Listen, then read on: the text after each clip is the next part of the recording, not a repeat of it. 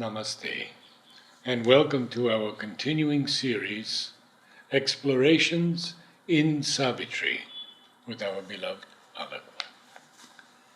We continue Book 4, the Book of Birth and Quest, Canto 3, The Call to the Quest, page 375, about 12 lines from the bottom.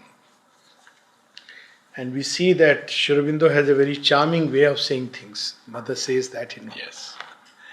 So, if you read through Savitri, there are several passages which are mantric. Means everything is mantra, and there are passages which come from very high plane. For instance, in Issue, where he describes the Divine Mother for the first time. Oh, yes. And there are places where there is a voice heard, or there is, and they are also very powerful passages. But it is here that Sri Aurobindo speaks of the mantra. When Ashupati speaks to his daughter, and what does he tell her? Go and find your ideal mate. Yes. So it's very interesting that, say a passage where Savitri gets the command for yoga. The voice replied. Now, those are not the places where he brings in. They are all mantras. But they are not the places where he brings in the mantra, because here it qualifies for that. It's a speech which rises from the depths of his heart and has come from high on. It's a very intuitive speech which is leading her to her destiny. And for me, that passage that begins as in a mystic and dynamic dance. That's what I was referring Amal to. said that he asked if it was not the Ne Plus Ultra. Yeah. It is the highest Sri passage. Aurobindo acknowledged. Yes. That whole passage where Savitri is described in Book 1, Canto 2. But here, because when he speaks Ashupati, he does not know, apparently, the import of his words. It's going to change the entire destiny of Savitri. It's coming from above and it's rising from the heart on a crest of emotion. Yes. So this is where the mantra comes from. And its effect is what we read last time: an equal greatness in her life was sown. Accustomed scenes were now an ended play. So, very beautifully now this canto toward the end, and the quest will describe the transition when human consciousness turns towards something much deeper than what it has been used to, the ordinary life, surface life, and the deeper life. So it starts this way: accustomed scenes were now an ended play. Those things in which we took interest, we enjoyed, we felt this is life, they tend to recede into the background. Moving in muse amid familiar powers, touched by new magnitudes and fiery signs, she turned to vastnesses not yet her own. So you see, it's the inner journey. Yeah. Suddenly, things which were unclaimed within, though she was still moving with the people who were around, but there was a vast inner change taking place within her. And she's still very young. Yes. She is not yet, they're not yet her own. Yes. Those vastnesses. Allured her heart throbbed to unknown sweetnesses. The secrets of an unseen world were close. So this is what happens when we turn to yoga. The things which held our interest deeply, the outer life that engages us through the senses all the time, that begins to pale into insignificance, and we are more and more engaged and interested in the vastnesses within, in the sweetnesses which are not yet disclosed, in the secret forces that move creation. They become the purpose of our pursuit. The morn went up into a smiling sky. This is a very, very beautiful description now of the day. She has come back in the evening, and Ashupati has, told her what we have just read. And now she has to move out in quest. And they're still in the palace. Yes. And it's such a beautiful place. Who would want to move from that? Yes. So, this description when I read, I'm also reminded of, you see, there have been so much talk about Buddhas moving away. And this passage has a very uncanny resemblance, but in a very different way to the quest. Now, why does Buddha move away? Buddha moves away because he realizes that there is so much suffering and he wants to find a cure for it. And how does he go away? He gets up at night and he looks first at one of the ladies who is sleeping in the palace, and she's sleeping in a very crude posture, and he is filled with disgust. Then he looks at his wife and the child, and he looks at them, and he feels that attachment, but next moment he thinks that as if they are dead. That is how it is described. So in Buddhism, a kind of one of the meditation is as if you are dead.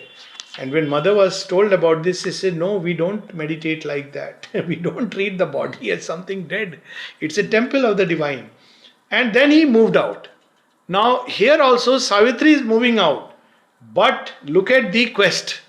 Yes. It is not because she is unhappy, she has seen some sick person but she is in pursuit of something much greater than whatever the framework of life can offer.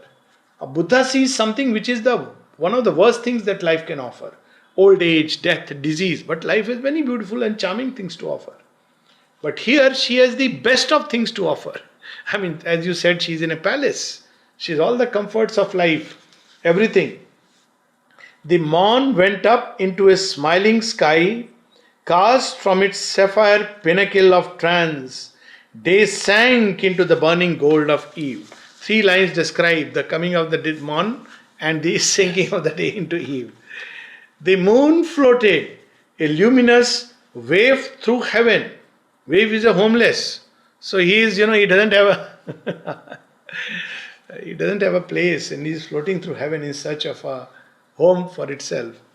And sank below the oblivious edge of dream.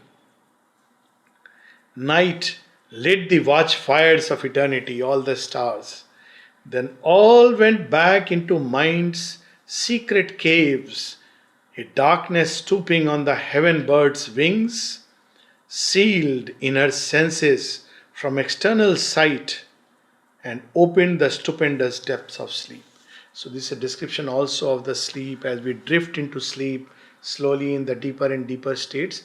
And here is Savitri, as the moon is going down, she is entering into that. And he calls her a heaven bird. Yes, heaven bird. Yes, of course. She stays where she descends. And now you see how he describes. He doesn't describe that, then she looks and then she goes away. But look at how Sri Aurobindo describes this. When the pale dawn slipped through night's shadowy guard, vainly the newborn light desired her face. The sun and the moon are, looking for her. Where is she gone? She is no more there. The palace woke to its own emptiness. The sovereign of its daily joys was far. See, when Buddha goes, it is Buddha and his state. What happens when they woke up? When Rama goes, it is Rama's journey. What would have happened? It's described a little bit in Ramayana, but from a very different perspective. So the palace wakes up and feels empty. The sovereign of its daily joys was far. Her moonbeam feet tinged not the lucent floors. The beauty and divinity were gone. Delight had fled to search the spacious world. And here ends Canto 3. Now this 4th canto, just a little background before we the quest. So Sri Aurobindo, it's a mystic poetry and it works on several levels. Outwardly, it is now the quest of Savitri to find her ideal mate. But it's very interesting, it works on 2 more levels. Inwardly, it is the divine who is in search of those who can be his partners in the great game of life. Yes. You see, the poem Hound of Heaven, Francis Thomas. Yeah. Sri Aurobindo has rated it very highly, and he said, if even just for this one poem, the poet has written his name among the great ones. He may not have written anything else of this quality. But what is this Hound of Heaven? It's about the intuitive goddess who is searching for the soul And he describes, I hid myself in the depths and it found me there. I fled him down the ways. Yeah, I fled. He's running away from God, and God is searching and sending his searchlights and digging him out. So look here that it is the divine who finds us. That's why it is a well-known thing that when the soul is ready, the guide finds us, the guru finds us, the master finds us, the divine finds us. It doesn't work like, I'll find, let me try, test, let me see who is my ideal guide. And he has strange ways of finding. Look at Amal Kiran. Leading his life, enjoying in every way, which way, no need to qualify. And one day he goes to buy a pair of shoes. Fashionable person. And the shoes are wrapped in a newspaper. And the newspaper has an article on Sri Aurobindo, but not a very appreciative article. It is something which is a bit critical. And when he reads it, he says, he can be my guru. And then there is a long journey all the way, but actually all the time it is he who is drawing him. And then finally when he reaches, he has his first darshan. And he was very impressed looking at Sri Aurobindo. He is so majestic. He was struck by the appearance. And of course, Sri Aurobindo's appearance is majestic. He is so majestic. Look at his face. And he is the master. And all that came up in him. So when he was keen to know what did Sri Aurobindo say about him. So he asked the mother. Mother said, he remarked, he is very handsome. Just exactly what he was seeing in him. And of course, the closeness that grew and the intimacy, it's a wonderful story. How the divine finds us. There is another very interesting story of Chote Narayanji. He was going through suddenly a very deep crisis in his life for no apparent reason. And one day he feels so much disturbed and he, in that anguish, rushes all the way to a Kali temple, forsaken Kali temple. And when he goes there and he says, I'm tossing and turning, I don't know, I'm going through this state, what is the solution? He doesn't even understand what he's going through. And then he hears a voice, write to the mother of Pondicherry. And then he says humorously, there is only one divine who has spoken in English. From that time, now see the beauty of the story, that when he starts writing, he says from that moment onwards, he was all the time seeing a rose in front of him. The deathless rose, the psychic being. For 15 days it continued till he got the answer outwardly. So actually he was called, the answer was already there, and the answer of course was come. That's all. Come. So it is the divine who finds us, and when the time has come, so now Savitri is going in quest of those, the Satyavan, who is symbolic of the soul, which is ready for this great game of life. I would like to add one thing about Amal, because it was very interesting. I said, how often did you see Sri Aurobindo? He said, never. I said, why? Because he had such a long correspondence. And I had known Amal for more than 30 years. And he said, because we were certain he would never leave his body. And he missed seeing Sri Aurobindo. There is another example of Dyuman Bhai. Yes. He was given the task of cleaning Sri Aurobindo's room. The mother told him only one condition: you will not look up and look at Sri Aurobindo. Raise your eyes and look at Sri Aurobindo. For 5 years, every day he was doing it. And it must have been a great temptation, at least with the corner of your eyes. How they have served and the way they have walked, it's amazing, because they show us the path. This is the path. Path is not about just sitting how to meditate. Path is about what attitude with which we go through life. So that's how it opens. And at the third level, this quest operates, that we will read, that Savitri's journey starts from a very comfort zone of her palace. And city life, full of the noise and the pomp and the show of life. And slowly she goes deeper and deeper and deeper. Now, the third level at which this symbol operates is where is Satyavan? He is in the depths, far away from the noise of the surface. How are we to find? We cannot find, but the grace of the Divine Mother can lead us to Him. Because it is she who goes and finds Him. We can't find just by ourselves. But she can lead us deep into that depths where Satyavan is there, in that wonderful soulscape, if we may call it, another landscape. So maybe you can start. Canto 4. The Quest. The world ways opened before Savitri. At first, a strangeness of new, brilliant scenes peopled her mind and kept her body's gaze. But as she moved across the changing earth, a deeper consciousness welled up in her. A citizen of many scenes and climes, each soil and country it had made its home. It took all clans and peoples for her own, till the whole destiny of mankind was hers. These unfamiliar spaces on her way were known and neighbors to a sense within. Landscapes recurred like lost, forgotten fields. Cities and rivers and plains her vision claimed, like slow recurring memories in front. The stars at night were her past's brilliant friends.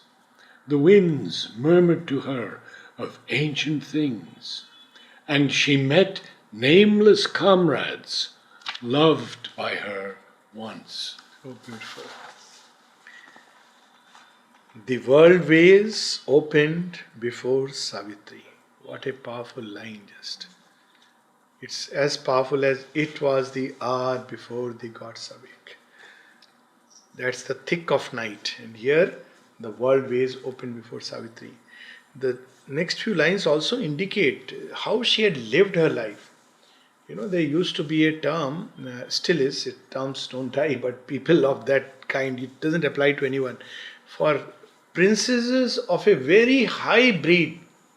High breed, I mean a high stock. In those days, there was a lot of importance given to, stock. A great lineage of kings. There was a term used for them, Asuryam Pasya. She never stepped out and seen the world. Asuryam Pasya. She has always been in the secluded, guarded palace, and she has felt the sun, knows the sun, but it is always through a filtered light, a gentler one, not really ventured out into the open market and that kind of life. She had experiences, Yes. but they were all within the palace. At first, a strangeness of new brilliant scenes, so everything is new for her, peopled her mind and kept her body's gaze. But as she moved across the changing earth, a deeper consciousness welled up in her. One of the things when Huta was telling me once, she wanted to, or somebody had asked her to come to England and stay. There were some issues, that's not the really important point, but she asked mother, should I go or should I not go? And mother said, if you travel, you will become wide. This was what she had told her. And so she traveled, and it's so true. In ancient times in India, now it's a forgotten thing. One of the ways when children were to turn into adulthood, from adolescence into adulthood, they were asked to travel through the country. It was called Deshatan. So when you travel through a place, it makes you suddenly mature and wide. You step out of the comfort zone, you discover new things, new challenges, and it's one of the wonderful ways of growing into adulthood in a very remarkable way. Not by just any outer teaching. So here she has stepped and she is experiencing all these new things. And what does she discover? A citizen of many scenes and climes. So in 1912, she has written a note when she was asked to speak. Most likely that is the background. that Abdul Baha had asked her to speak. Oh, yes, yes. And she says that I belong to no country, no nation, no civilization. I belong to the whole mankind, and I am a servant of God, and whatever I have done, always His bidding. But to speak in the name of a doctrine, the eternal wisdom forbids me. So, what a vastness. And he Yeah. wanted her to take over. Yeah, he wanted her to take over. He said, "No, I can't speak." And then she has spoken. What a wonderful, spontaneous, one of the speeches, I think, February issue of All India Magazine. It's not an advertisement break for AIM, but we have taken that speech of, she speaks because Abdul Baha has asked her to speak. So, a citizen of many countries and many scenes and climes, but we sometimes want to appropriate the divine. So, as I said, one of the things that used to hurt me earlier when I read the mother of Sri Aurobindo Ashram, Pondicherry. Yes. I said, this is very limited mother. She is much vaster than the creation. And indeed, that's how she reveals it to you slowly. But initially, that is how we want to limit her. Each soil and country it had made its home. Even in this life, we see, at least we know that she traveled into these continents, Africa, Europe, and Asia. These three continents she had traveled. It took all clans and peoples for her own, till the whole destiny of mankind was hers. So it's very interesting. We are reading this canto on the 100 years of her final arrival. Yes. And everywhere she went, she was at home and they felt at home with her. So the other day I was sharing this with someone, a friend had come. So I was sharing this in the Gita. There is a phrase that describes the God lover. And there are many signs of the God lover. So he is sweet, he is many things, he is love. But one sign is very interesting, and the sign is he is not agitated by the world and the world is not agitated by him. I said, first part you can practice. How do you practice the second part? Long back, this used to occur to me that how do you practice the second part? You have to reach that degree of perfection that nobody is agitated by you. So that is, she made everybody her own. If you see her photographs in Japan, and when somebody asked the place where she had stayed, he said, for you she is mother. But for us she was a very sweet and loving sister. Yes. I lived so close to the volcano that I can't say. I mean, from a distance you say, well, volcano, but you are living close, so you get used to the sight, you get used to the heat, you get used to that way of life. So that is how, And her friend came here. Yes, he came here. That's when he was asked. Yes. And wherever you see her pictures, and even when later on they would come, Alexandra David Neal, Yes. quite a few others who came, Yes. what was her response to them? How she met them? So different from a traditional idea of spirituality, say, no, I have nothing to do with anybody now, I am, far away living in some remote, inaccessible heights. She was accessible to all, one and all. So, these unfamiliar spaces on her way were known and neighbors to a sense within, landscapes recurred like lost forgotten fields, cities and rivers and plains her vision claimed like slow recurring memories in front. The stars at night were her past brilliant friends. So she is ageless and deathless and she is timeless. So, they know her and she knows them. The winds murmured to her of ancient things and she met nameless comrades loved by her once. So there are some experiences of the mother in this life which were like that. When somebody was describing about the Himalayas and asked, Mother, have you been to Himalayas? She says, I have often gone there in my subtle body. Then there is another interesting experience of her with the Himalayas. She is looking through the window in the guest house. This is here, opposite the guest house. And suddenly, the sunlight fell upon that glass. And she had a grand vision of the entire Himalayan range. She describes that experience. And third is when she says, you know, in ancient times they tried for physical immortality in their own way. One of these births I still remember.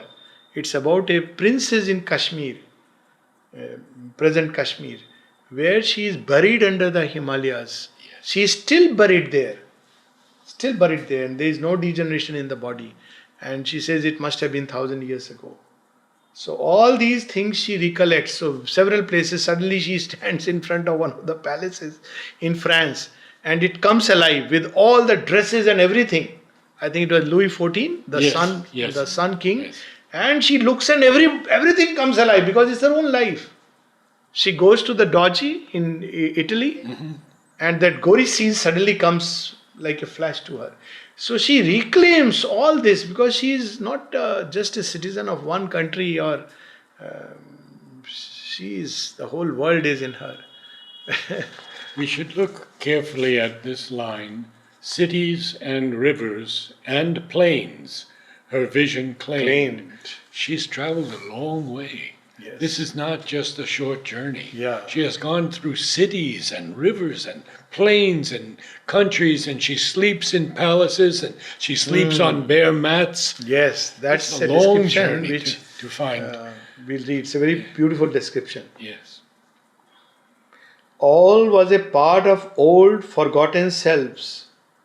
Vaguely or with a flash of sudden hints, her acts recalled a line of bygone power. Ever her motion's purpose, even her motion's purpose was not new. So you see one of those famous stories when Dara, Sayyid Ibrahim, as his name was, he comes and meets Sri Aurobindo, and he has this idea that because of the duality, in Islam you cannot become one with the divine. So the yoga stops at religion, it doesn't go further. So Sri Aurobindo asks him, how did you find the sea? He said, beautiful. Then he has this question, sir, is the divine there in the sea also? And then Sri Aurobindo raises his foot a little and presses it on the stool and says, yes, he is everywhere. And he had a vision of the divine. And even after that, again doubts will cross his mind. That maybe because I am a Muslim, Sri Aurobindo is not giving me some of those experiences, and he sees Krishna. And you know how human mind can play. And then Sri Aurobindo asked him, have you seen the mother? No. Go and see the mother. So as he is going to see the mother, mother is standing at the doorstep and says, smiles and says, so Dara, you have come. Mother, I am not Dara. Oh, I know. You are Dara. You are Dara. And what interesting, those limericks, those doggerels type of lines he used to write. Life divine, mother swine. It is out, let us shout. And another was when he would ask the mother for his ration of tea. Mother Almighty, where is my tea? Like that. And she had a ways, different ways with different people, because she knew their inner nature. I mean, he is one person to whom literally money was provided, not money, actual to smoke. He was one of those. Otherwise, smoking is not allowed. But he was the one to whom from the mother he used to take, so that one day this tendency drops away. But for a long time, interesting. At this line, even her motion's purpose Yes. was not new. It tells us that she has gone through this. Always work towards this great. When Nagin Doshi asked Sri Aurobindo, what were you doing? This life you have come as avatar. What were you doing in your previous lives? He says, we came as vibhutis. What were you doing as vibhutis? He says, carrying on the evolution. What does it mean? Next question. It would mean writing, to explain it would mean writing the whole history of the earth. Carrying on the evolution. Yes. Look at, Hatshepsut and all the various Elizabeth or her latest incarnation, Catherine the Great. It's amazing. Some of the things that she spelt out and left as an impression upon the Russian mind. The falling of the Tsardom and the communism, they have not been able to remove that. It still is impressed. It is the basic imprint on which even they acted so strange. So, so she reclaims all these because she has to carry everything together towards the future. And she met nameless comrades, loved by her once. All was a part of old forgotten selves, vaguely or with a flash of sudden hints. Her acts recalled a line of bygone power. Even her motions' purpose was not new. Traveller to a prefigured high event, she seemed to her remembering witness soul to trace again a journey often made. In life after life, they have labored and suffered in matters night, have labored and suffered in matters night to bring the fire of to men. But the hate of hell and human spite Are my needs meet since the earth world began. And so many, Dilip Kumar Roy throwing doubts after doubts, unable to accept the mother. And Sri Aurobindo keeps writing, one whom I have cherished as my son. And who is Dilip Kumar Roy? One place in Records of Yoga, I'm not sure whether he knew it. He knew it because he was very unhappy when he came to know about it much later. But in Records of Yoga, Sri Aurobindo has written, Dilip Hector, Yeah. Greek times, he knows him. He knows, he remembers. And years later, when he came to Mother, I think I might have mentioned this before. He comes before Mother, and Mother says, "Why do we do this yoga?" And he says, "Oh, to transform ourselves, to get rid of desire and all that." Mother says one sentence: "To please Sri Aurobindo." We are here to please Sri Aurobindo. So simple, so beautiful. And if you really just keep this sentence, just like Sri Aurobindo's famous, always remember that the mother is looking at you. For indeed, she is always present. Actually, if we just remember this one rule, everything changes.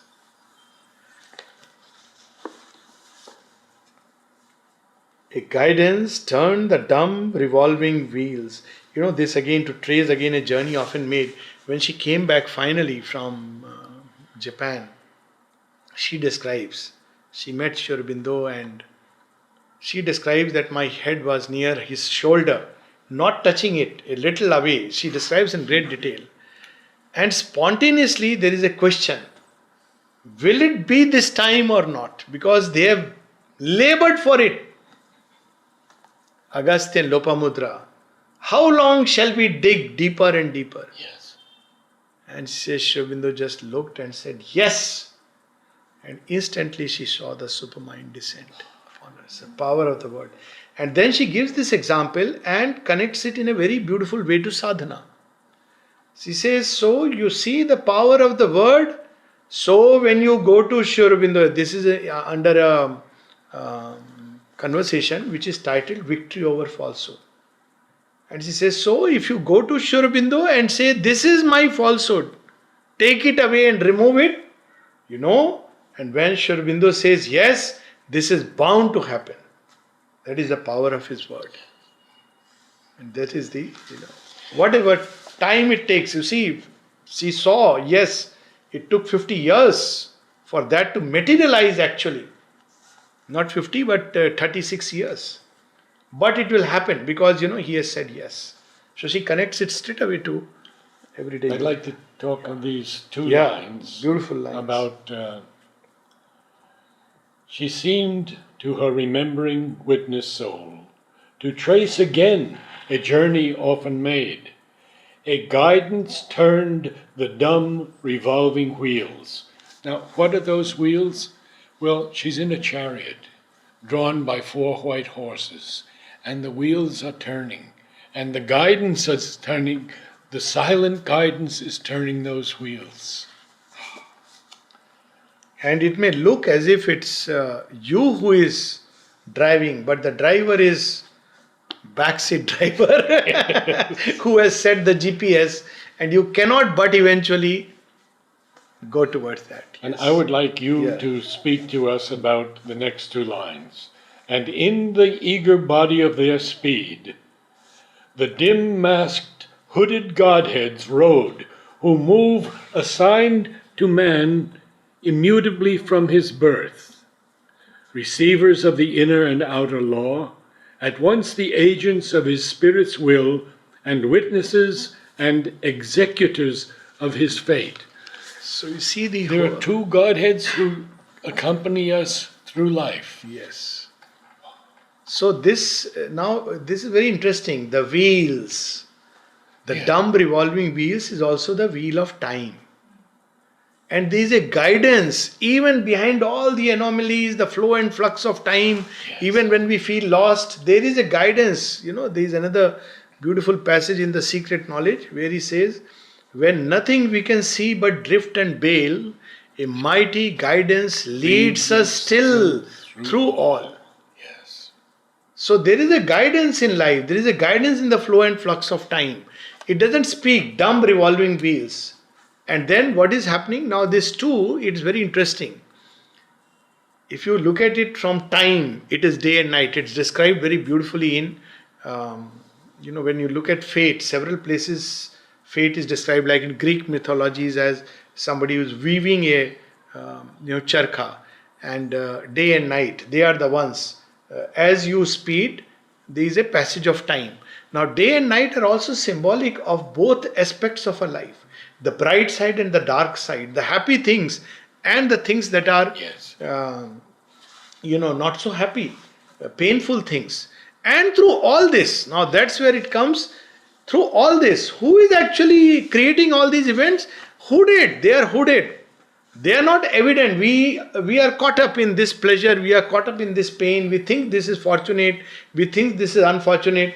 But the hooded agency says, look at this fellow, fortune has come smiling to him, which will change his destiny, and he's calling it misfortune.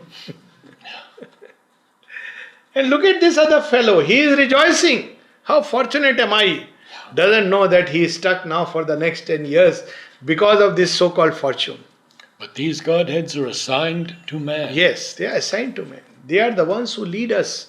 And they will eventually, that mission for which we are born, they lead us through all these circumstances. So look at, and in the eager, a guidance turned the dumb revolving wheels, and in the eager body of their speed. Now this word eager is very interesting.